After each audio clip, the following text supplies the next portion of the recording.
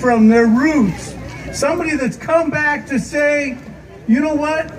I remember Inglewood. I remember running around these streets, going to school here, growing up with my familia. And I'm gonna come back and recognize and give thanks for everything that Inglewood did to her, that made her the person that she is. So it's with pleasure and with an honor that I'm presenting on behalf of the city this plaque that reads, "The City of Inglewood salutes Becky G for your commitment and outstanding service to the Inglewood community. We are proud to call you one of our own." So let's give it up for Becky G.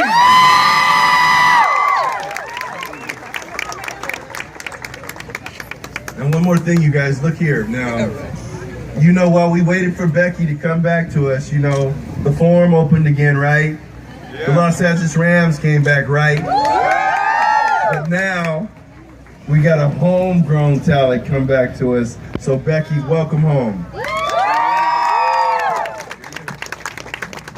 Thank you so much. Hello, everybody. ¿Cómo están?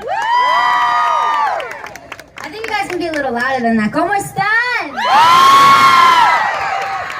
This is a tremendous honor for me, honestly. I mean, it's better than a Grammy. I say that from the bottom of my heart.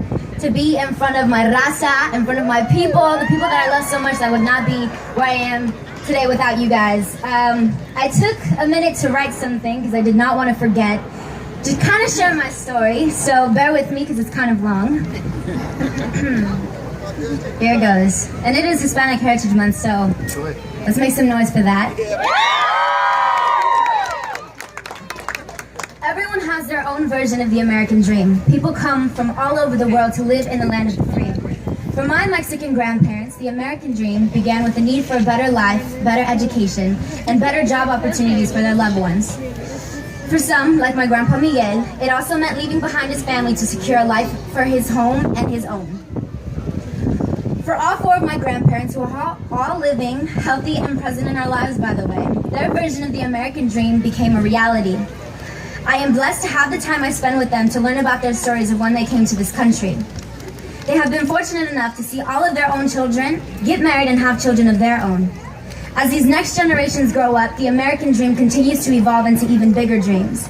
Thanks to my abuelitos for being so brave, coming to this country with only the clothes on their backs and not much money in their pockets, we, the next generations, can now follow our own dreams. And I want to share with you the story of my American dream.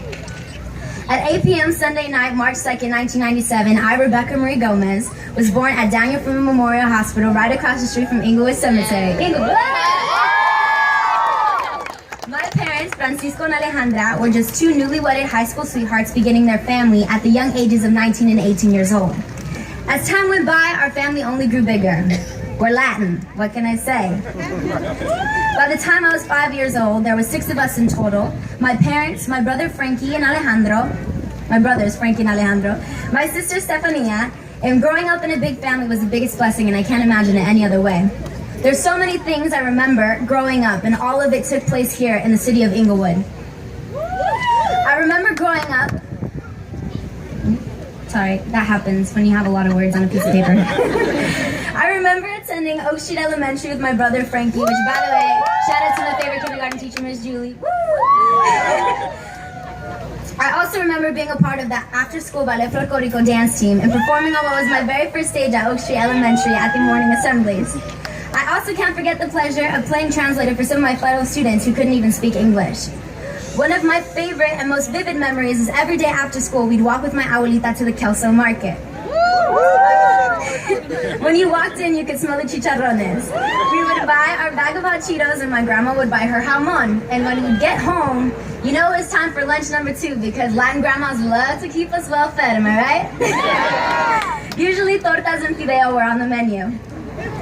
Summers here in Inglewood were spent with my cousins and siblings, running around in the front yard of my papis with the water sprinklers. Although we didn't have a luxurious pool in the backyard, the water slides from Kmart did just fine. As I got older, things continued to change, and eventually my parents moved us out of the wood. We were living in Riverside, California briefly for about 2 years when the economy suddenly began to fall. One moment we were fine, and the next we were losing our home bill by bill. We were tapped out of our family savings. We got to a place where we knew we could no longer be living in fear waiting for a man to put a 30-day notice at our door. We sat down as a family and made the decision to leave. And I'll never forget what my parents told us that day. They said, it's not the house that makes the home, it's the people in it. They are home. Which reminded me of our unity, how we always stick together, especially as Latinos. At a young age, I learned that even when you fall, you've got to get back up. At 9 years old, we were living in my grandparents' garage here in Inglewood. And at that age, I was old enough to understand what was going on, but too young to actually do something about it. I learned that my grandparents came here and made something out of nothing.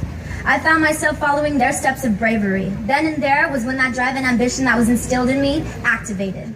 I knew that I had nothing and that we needed something. Never did I let my age, size, living in financial situation, or the color of my skin stop me from following my dreams and getting my family out of where we were.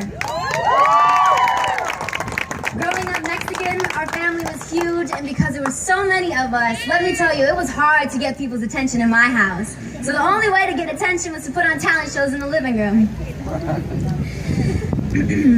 Because of that passion that I had for entertaining, I decided to pursue it at a professional level. I sat down with my parents in our garage and placed a contract on their laps, and I asked that although we weren't in the best financial situation, that they give me 6 months to try it out. I Googled the top 10 child agencies, made a couple calls and see what I needed to do to move forward, and although it seemed really far, it wasn't impossible. If in those 6 months nothing happened, I promised my parents I would never bother them again. And if something did begin, then we could go from there. I told them I was down for negotiation. Yes, a 9-year-old negotiating. Talk about a midlife crisis. My parents, being the amazing parents that they are, supported me. If we're being completely honest, I had no idea what I was doing, let alone did I know what I was getting myself into. But I never saw it not working out. I knew that every step was going to push me closer. Some steps were a little right, and others a little left. But they were always moving forward. I was 11 years old and working, traveling, on set, balancing schoolwork, taking meetings, going to auditions, the whole 9 yards. I loved every second of it. But what I loved the most was the paycheck. Now, before you assume the number, let me tell you, it's not what you were thinking. My first paycheck was $230.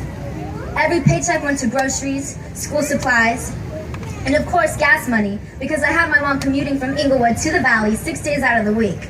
And I don't know if you know any 11-year-olds that can drive themselves to work, so shout out to my mama. There was no better feeling than being able to contribute to providing for my family. With many sacrifices that we made, little by little we were getting somewhere, making strides and slowly getting back on our feet. Every step and decision was always talked about with my parents. They taught me to never make money-motivated decisions, that not every opportunity was going to be the right opportunity. And as I worked on my craft and discovered more and more about my passions in entertaining, I started rapping, writing my own songs, and hustling more and more. When I was 14 years old, I decided to post covers on YouTube. Little did I know, one of those covers would completely change my life. I did a cover of Frank Ocean's Novocaine. I made a cover of Bruno Mars and Eminem's song Lighters. And the one that changed the game was my cover of Jay-Z and Kanye's song Otis. I rapped 30 bars straight and shot a one-take music video on what I call a bro budget. And when I say bro budget, that's not even low budget. That's like, yo bro, I ain't got no money. But if you're in, I'm in, let's make something happen. So, with my cousins and a couple things to smash from my grandpa's garage, we made it work. A couple days after, we got news that a record label was very interested in taking a meeting with me. After one meeting, many other record labels wanted me to take a seat in their office. I took a couple trips to New York, had a couple meetings in LA, and then made my decision. I know I was only 14, but I was no child. By then, I already felt like an adult. I wasn't going to let someone buy me with money. So many times, I felt as if they thought they could get me with the fancy things because I was the little Mexican girl who lived in the garage. But I knew I was more than that. I didn't want someone to buy me with money, I wanted to work for it. I wanted someone who saw something in me, beyond my story, and saw the talent. I wanted to sign to someone who believed in me, who saw some things who saw the same things I saw for myself, someone who would be helping me bring opportunities and help me grow. And when I made my decision and signed my first record deal, that will forever be one of the best days of my life because it was a new chapter and a new beginning for my family. Instead of rushing to plan a quinceañera, I saved my money when I turned 15 because I knew my family needed it. I began working in the studio with incredible producers and songwriters and getting to collaborate and learn from artists who I idolized growing up. People like Pitbull, will.i.am, and my idol Jennifer Lopez. Hey, J-Lo! Little did I know that even those experiences would be the beginning of friendships and many other collaborations. I worked in the studio Monday through Friday, writing, singing, rapping, discovering more and more about myself. And one day I decided, although I'm an officially signed artist to a record label, I want to keep it real. I want to take it back to my roots and reintroduce myself to the public in a way that seemed to work the first time, by making a cover. I sat down and thought really hard of what song would be the perfect song to remake, and it hit me. Becky from the Block. J-Lo, a strong Latina who influenced not only me, but every woman in my family, played a big part in my passion for music.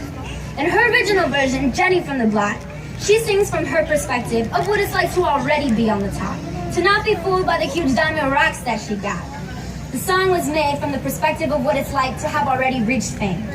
I, who did not have not one rock to fool anyone, wanted to remake from my perspective, a vow to my fans, family, and community that even when I make it to what people call the big time, I will always be the same girl. A vow to still walk to the Kelso Market even though I get to walk them red carpets. To still hit up Randy's Donuts, which by the way, I don't think my Power Ranger, trainers and producers like the sound of that, but it's Randy's Donuts. Sorry, no exception. This is being kept. Things have definitely been hard and the journey hasn't been easy, but it all led up to this very moment. Today I don't stand before you as Becky G. Today I stand in front of you as Becky from the Block. The same proud Mexican American who had a dream and made it happen with the support from her family, passion for music, and the fire that we carry as Latinos. I might not speak Spanish perfectly, but I honor my grandparents and the culture in many ways. My dream was always to be an entertainer and entrepreneur, to travel and share my passion with the world, to make something of myself for my family. I wanted to make my grandparents proud. Now, when I walk onto a stage, onto a set, and even sit down to do an interview, I think of them, because I know they're watching. To have their support means the world, because if it weren't for their bravery, I would not be standing here today. Quote, "You don't look Latina," or quote, "You don't even speak Spanish." These are the remarks that us second and third generation born American Latinos often hear. But the truth is, the lack of language knowledge does not lessen the Latin blood running through our veins and the stories that our last names carry. There is no look to the passion we carry. Although my Spanish is flawed and I didn't grow up in Mexico, I take pride in my roots. My family's history and the fact that all the traditions and morals passed down have shaped me to who I am today is what it means to be second generation born Mexican American. Thank you for letting me share my American dream with you all, and thank you to the city of Inglewood for making me and having me here today. It's truly an honor. I love you guys.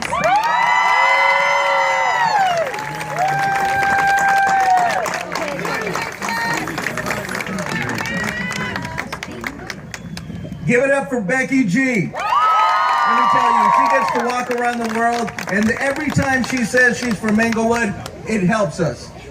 It helps us because she is such an intelligent and beautiful woman succeeding. So give it up for Becky G. Becky G, this is your home. You come back whenever you want. Here. And what does that say about those Inglewood schools? Did you hear her? All right. Anyway, everybody have a good time and thanks for coming out. We want everybody to stand there right now because we want to take a picture with this crowd as a backdrop, all right? So you guys, come on.